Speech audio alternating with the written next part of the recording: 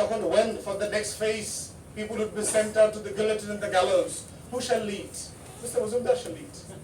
ওনার নেতৃত্বে আমরা ফাঁসির মঞ্চে যাব, কারণ আমরা সবাই এই সংবিধানের অধীনেই যদি মার্চ মাসে ডিসাইড করা হয় যে কমিশনের মিটিং এ যারা যারা ছিলেন তাদেরকে সবাই shall be sent out to the gallows.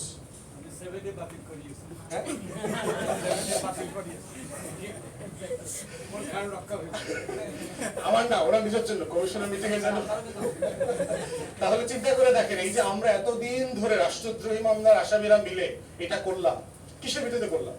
Chief justice appointment হয়েছে, সংবিধানে বলে দেওয়া আছে এর সাথে পরামর্শ করে এর নাম এর কাছে পাঠাইবো, হে অ্যাপ্রুভ করে তার শপথ দিব, এটা বলা আছে। চিফ জাস্টিস কেমনে অ্যাপয়েন্টেড হয়েছে? এভাবেই চলতেছে। তো প্রশ্ন হচ্ছে যে আমরা সংবিধানটা kind of a precedence, convention, tradition, practice আকারে অ্যাপ্লাই করছি। প্রবলেম হচ্ছে যারা আমরা নির্বাচন চাই অবিলম্বে, অথবা সকল রাজনৈতিক দল নির্বাচন চাচ্ছে, আপনি 106 এর সরকারের কাছে নির্বাচন চাইতে পারেন কিনা? কারণ 24-এ একটা নির্বাচন হয়েছে, নেক্সট নির্বাচন ইজ ডিউ ইন জানুয়ারি ফেব্রুয়ারি 2029।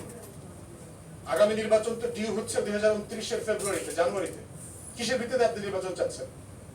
এখন বলতে পারেন সংসদ দায়িত্ব, তো সংসদ নাই, এ কারণেই তো 106 রেফার করে নির্বাহী সকল কার্যক্রম কন্টিনিউ করবার এখতিয়ার সুপ্রিম কোর্ট দিয়েছে আপনাকে, যেন আপনি কাজ চালাই যেতে পারেন। সেভাবে কাজ চালাইতেছে, বিটিভিতে বাজেট পেশ করতেছে, যা যা যেখানে অ্যাপয়েন্টমেন্ট করা দরকার করতেছে, ট্যাক্স ভ্যাট বাড়াইতেছে, রিফর্ম অর্ডিন্যান্স দিয়ে দেশ চালাইতেছে।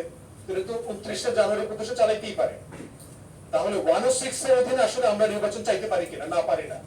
তাহলে যারা নির্বাচন চাইতেছেন বাই ডিফল্ট তাকে জুলাই সনদের অধীনে নির্বাচন চাইতে হবে, গণঅভ্যুত্থানের অধীনে নির্বাচন চাইতে হবে, আদারওয়াইজ ফেব্রুয়ারিতে নির্বাচন চাওয়ার কোনো এখতিয়ার নাই।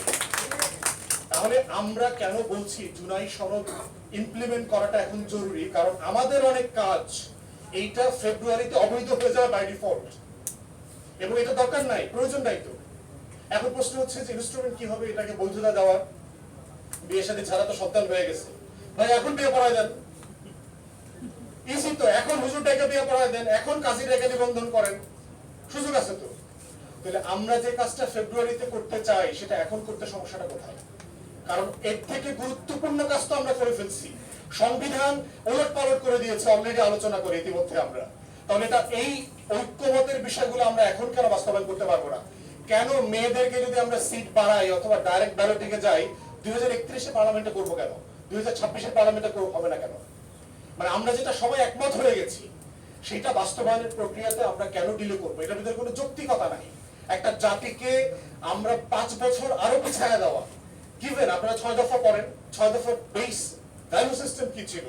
এ free, fair, credible election under civil military authority, whatever it is.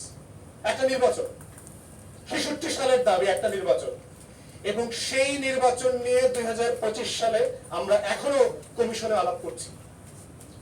আমরা কি মানে আগাইলাম 50-60 বছর পরে? আমি মাঝে মধ্যে যে নোয়াখালীর একটা কথা বলি আপনার, যে নোয়াখালীর একটা কথা আছে যে হাতে হাগে বেশি আগ্রহ কম। মানে আপনারা মুন ওয়াকিং দেখছেন না মাইকেল জ্যাকসনের? দেখছেন না ওই যে লাইট ধরে, যে মনে হইতেছে না মাইকেল জ্যাকসন যে গতিতে হাঁটতেছে কিছুক্ষণ পর কনসার্টের সীমানা পার হয়ে এসে তো খালে পড়বে, কিন্তু আসলে দেখতেছে যে লড়ে টরে না, হাঁটে কিন্তু লড়ে না, একই জায়গায় আছে। সো আমরা 66 সাল থেকে 2025-এর আলোচনায় we are exactly at the square one। এখনো বলছি ভাই আরো 5 বছর পরে করব। What's the point of it? Is it part of the nation building? Is it part of the state building?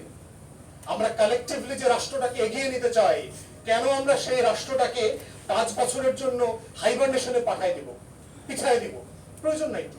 যে জিনিস আমরা সবাই একমত হয়ে গেছি সেটা এখনই ইমপ্লিমেন্টেশন করা দরকার, যেন দূরবর্তী সময়ের সময় নষ্টটা করা না যায়। ইনস্ট্রুমেন্ট